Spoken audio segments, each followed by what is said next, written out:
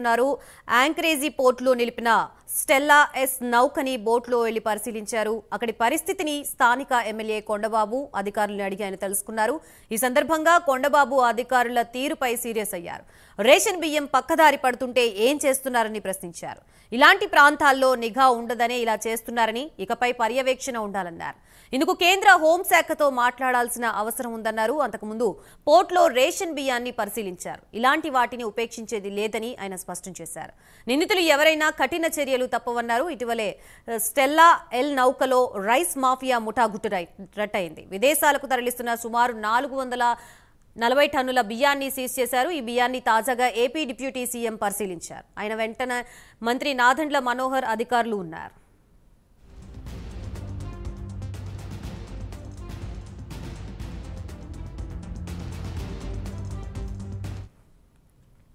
Overall గా కాకినాడ జిల్లాలో deputy CM Pawan Kalyan పర్యటనకు సంబంధించి మనకి పూర్తి సమాచారాన్ని అందించడానికి మా ప్రతినిధి శ్రీరామమూర్తి సిద్ధంగా ఉన్నారు. శ్రీరామమూర్తి,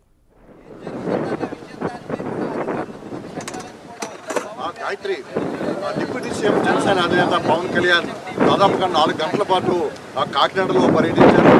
ముఖ్యంగా ఏదైతే పీడీఎస్ బియ్యం అక్రమంగా రవాణా అవుతుందో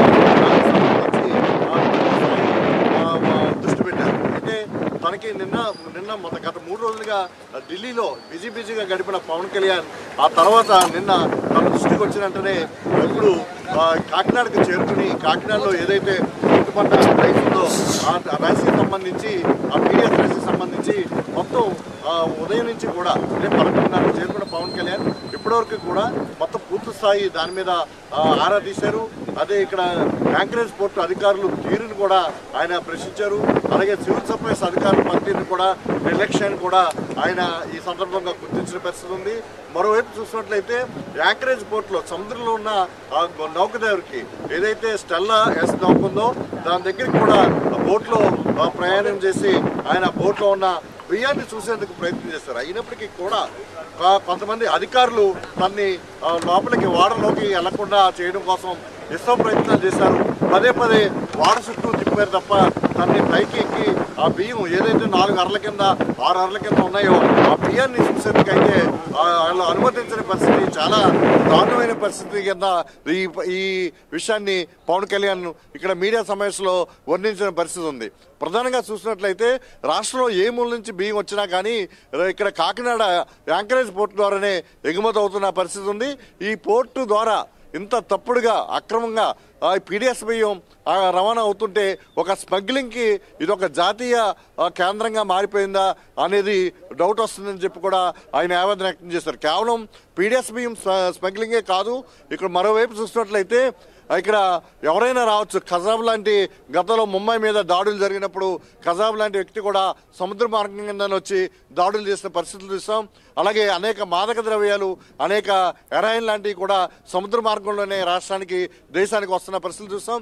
అలాంటి పరిస్థితులకి కాకినాడ యాంకరేజ్ పోర్టు కేంద్రం కాబోతుందా అనే ఆందోళన కూడా ఆయన వ్యక్తం చేసిన పరిస్థితి.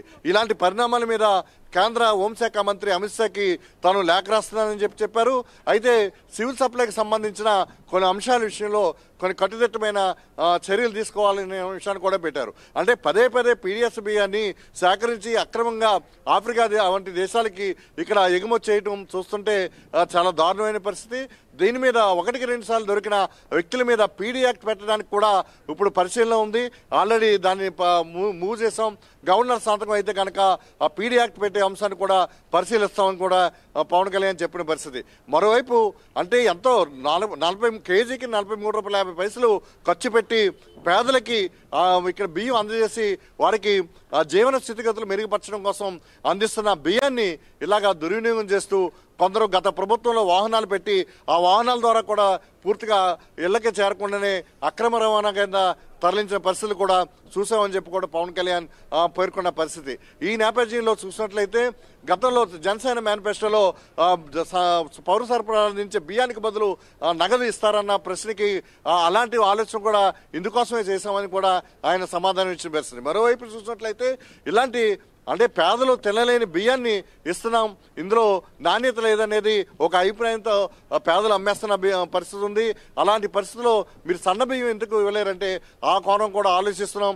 ఈ బియ్యం 43 రూపాయలు ఖర్చు అవుతున్న బియ్యాన్ని చాలా తక్కువ ధరకి ఇక్కడ విక్రయించడం వల్ల ఇక్కడ ఫీజు రీఎంబర్స్మెంట్ కావచ్చు, మరొక రోడ్డు పనులు కావచ్చు, మరొక పథకానికి కావచ్చు, ఇలాంటి అన్నిటికీ కూడా ఈ నిధులు ఎంతో ఉపయోగపడతాయి.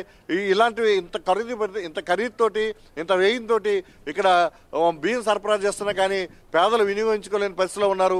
ఈ విషయం మీద కూడా కొంచెం అధ్యయనం చేయాల్సిన అవసరం ఉందని కూడా పవన్ కళ్యాణ్ కూడా పేర్కొన్న పరిస్థితి. మొత్తానికి చూసినట్లయితే అధికార యంత్రాంగం నిర్లక్ష్యం, అధికార యంత్రం యొక్క బ్యాక్గ్రౌండ్ తోటే ఎక్కువ బియ్యం అక్రమ రవాణా జరుగుతుందనేది ఆయన పేర్కొన్న పరిస్థితి ఉంది. ఇక్కడ కొంతకాలంగా చూసినట్లయితే అధికారులు ప్రభుత్వంలో కొంతమంది కీలకమైన వ్యక్తులు కూడా, అంటే గత ప్రభుత్వం కీలకమైన వ్యక్తులు కూడా దీని వెనకాల ఉన్నారని చెప్పి కూడా పవన్ కళ్యాణ్ పేర్కొన్న పరిస్థితి ఉంది. అయితే యాంకరేజ్ పోర్టు పూర్తిగా రాష్ట్ర ప్రభుత్వం ఆధీనంలో నడుస్తుంది. ఆ యాంకరేజ్ పోర్టుకు సంబంధించి రాష్ట్ర ప్రభుత్వం అజమాయిషి ఎక్కువ ఉంటుంది. అయినప్పటికీ కూడా ఇక్కడ ఎందుకు జరుగుతుందన్న దాని మీద కనీసం తాను ఇక్కడికి వస్తున్నానంటే ఇక్కడ ఎవరైతే యాంకరేజ్ పోర్టుకి సీఈఓ ఉంటారు, ఒక డైరెక్టర్ ఉంటారు, ఇతర అధికారులు ఉంటారు, ఎవరు కూడా పత్తా లేరని కూడా పవన్ కళ్యాణ్ వ్యాఖ్యానించిన పరిస్థితి. అయితే మీరు వస్తుంటేనే పరిస్థితి ఇలాగుంటే ఏం చేస్తారన్న దాని మీద సీఈఓకి సంబంధించిన ఉన్నతాధికారులకి సోకాజ్ నోటీసులు ఇవ్వాలని చెప్పేసి కూడా ప్రభుత్వానికి సూచిస్తానని కూడా పవన్ కళ్యాణ్ చెప్పారు. ఈ మొత్తం యంత్రాంగాన్ని అంతా కూడా ప్రక్షాళన చేసే దిశగా మేము చర్యలు తీసుకోబోతున్నాం. త్వరలోనే రేపు జరగబోయే కేబినెట్ మీటింగ్ లో దీని మీద చర్చించి సీఎంతో చర్చించి కొన్ని నిర్ణయాలు తీసుకోబోతున్నామని కూడా పవన్ కళ్యాణ్ పేర్కొన్న పరిస్థితి. అంటే మామూలుగా చూసినట్లయితే దీని వెనక ఎవరున్నారు ఏంటనేది పూర్తి స్థాయిలో బయటికి తీస్తాం. అది సిఐడి వేయాలా, వేరే ఎంక్వైరీ వేయాలనేది కూడా ఆలోచన చేస్తున్నాం. దీని మీద పీడిఎస్ రైస్ని అనేక దఫాలుగా గత 5 నెలల కూటమి ప్రభుత్వంలో అనేక చోట్ల దాడులు చేసి 13 చోట్ల దాడులు చేసి పౌర సరఫరాల శాఖ మంత్రి నాదెండ్ల మనోహర్ కొన్ని 50,000కు పైగా మెట్రిక్ టన్నుల బియ్యాన్ని ఇచ్చేశారు. అదంతా కూడా ఇలాంటి పనులన్నీ కూడా వేగవంతం చేసాం. తను ఈ పర్యటనకు వస్తుంటే తనని రావద్దని చెప్పి చాలా మంది అడ్డుకునే ప్రయత్నం కూడా చేశారు. తను వస్తే కనుక ఇక్కడ కార్మికుల పనులు పాడవుతాయి, ఎగుమతులు పాడవుతాయి అన్నట్టుగా కూడా చెప్పారని చెప్పి కూడా పవన్ కళ్యాణ్ పేర్కొనడం చూస్తుంటే మొత్తం యాంకరేజ్ పోర్టు ద్వారా జరుగుతున్న ఈ కార్యక్రమాలు అన్నింటినీ కూడా ఒక స్మగ్లింగ్ కేంద్రంగా ఉండిపోయిందా, స్మగ్లింగ్ కేంద్రంగా తయారైందా, ఒక జాతీయ ఇప్పటికే ఇది ఒక ఇప్పటికే తయారవుతుంది అన్నట్టుగా పవన్ కళ్యాణ్ పేర్కొన్న పరిస్థితి కనిపిస్తుంది. Gayatri, right, thank you Sriramamurthy. మరిన్ని అప్డేట్స్ చూసే ముందు బులెటిన్లో షార్ట్ బ్రేక్ తీసుకుందాం.